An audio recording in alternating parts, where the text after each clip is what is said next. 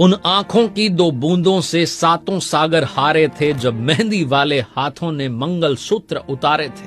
गीली मेहंदी रोई थी छुपकर घर के कोने में, ताजा काजल छूटा था चुपके रोने में।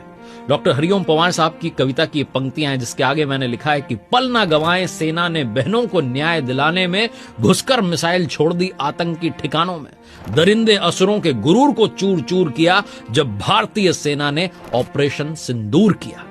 ऑपरेशन सिंदूर नाम रिपोर्ट्स बता रही हैं प्रधानमंत्री जी ने सजेस्ट किया था।